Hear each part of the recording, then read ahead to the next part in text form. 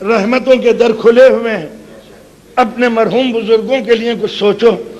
ایک کھانے والوں، یہ جسم کسی کا صدقہ ہے، یہ مکان کسی کا کرم ہے، یہ دکان کسی نے چھوڑی ہے، یہ نسل کسی کی بقا ہے۔ ان مرحومین کو بھی یاد کرو جو آج تم کو حسرت بھری نگاہوں سے دیکھ رہے ہیں، ہماری اولاد ہمارے لیے کیا دیکھتی ہے۔ حل جزاء الاحسان الا الاحسان۔ ہم نے جسم دیا تھا، گودیوں میں پالا تھا، رات رات بھر تمہارے درد اور بیماریوں میں ہم ٹہلے تھے میاں بیوی۔ آج ہم گور کی منزل میں اندھیروں میں ہیں، تم روشنی میں ہو، زندگی تمہیں سلامت ہو۔ کچھ دعائیں ہمارے لیے بھی، ہم نے تمہیں قرآن دیے تھے، تم قرآن کا ورق کھولو، وہی ہمارے لیے تحفہ ہے۔ تم نیکیاں کرو، دبا ہوا سماج ابھرے، بھوکوں کو رزق ملے۔ یتیم خانوں کے اندر بھجوانا روایت ہے، یتیموں کو کلیجے سے لگانا اسلام ہے۔ دونوں میں فرق ہوا۔ یہ مدرسے جن سے عالم دین نکلتے ہیں، وہ عالم دین جو تمہارے ہدایت کا ذریعہ ہے، دیکھنا یہ ہے کہ ان کو کھلاتے کیا ہو جو نتیجہ برآمد ہوگا۔ صدقہ، فطرہ، ناپسندیدہ غذا، وہ کھانے جو مرحومین کے نام کے ہیں۔ بیٹوں کی شادیاں تھیں تو رئیسوں کو بلاتے تھے، باپ کے مجمع کا کھانا مولویوں کو بھیجتے ہو۔ جب غذا تم مردہ دو گے تو ان سے زندگی کی امید کیا رکھو گے؟ وہ علم دین جو رسول کا سرمایہ، وہ جو خدا کا دین، اس کے لیے تم نے اپنی وہ رقم معین کی جو پھینک دیتے تو بہتر تھا ان کو نہ دیتے۔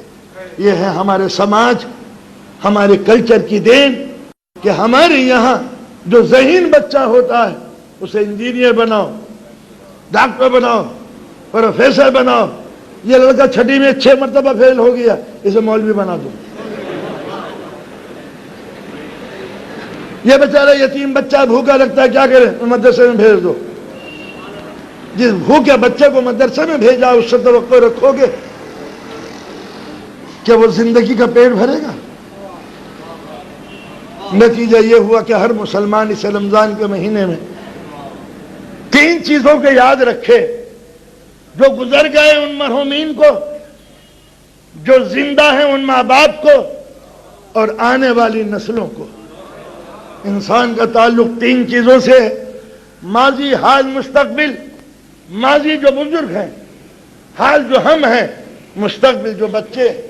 جب تک کہ ان تینوں کا خیال نہ کرو گے، بزرگوں کے ساتھ رکھو، زندگی کو سنوار رکھو، بچوں کے مستقبل کو اس دور کے کلچر سے بچاؤ جس کو ہم ٹی وی کلچر کہتے ہیں، جس کا ذکر انشاءاللہ نفسیاتی تجزیہ ہوگا۔ میں ٹیلی ویژن کا مخالف نہیں ہوں، ہر پروگرام کو دیکھا جائے اس کا مخالف ہوں، اور اگر دیکھنا ضروری ہے تو بچوں کو سمجھاؤ کہ یہ برہنہ روپ، یہ فحاشی کا ارتکاب، یہ گناہوں کی تبلیغ، یہ خطاؤں کی ترویج، یہ جرم کی تبلیغ سماج کو کہاں لے جانا چاہتی ہے۔ یہ ہمارے چینل بکے ہوئے چینل ہیں۔ کوئی اور شیطان ہے جو دنیا کے چینل پر قبضہ کر کے عورت کی بے عزتی کر رہا ہے، اسے برہنہ بنا کے۔ لہذا اس مقدس مہینے میں اگر کچھ عزم لے کے نہ اٹھے تو یہ بیت جائے گا، اور پتہ نہیں اگلے سال اس بزم میں کون بیٹھا ہوگا، اس منبر پر کون آئے گا۔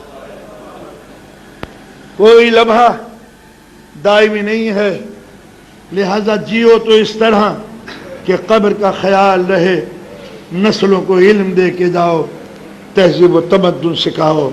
مسلمان کو اللہ نے صرف علم کے لیے بھیجا تھا، دولت کے لیے نہیں، اس لیے کہ دولت غیروں کو دے دی، تم کو اللہ نے علم دے دیا۔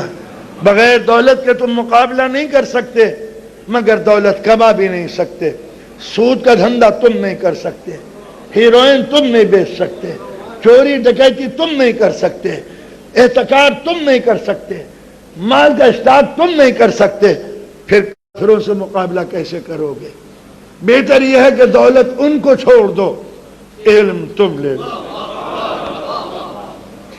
جہاں علم ہوگا وہ خود ایک دولت ہے، جہاں دولت ہوگی وہ خود محتاج علم ہے۔ تو لہذا وہ دولت رکھ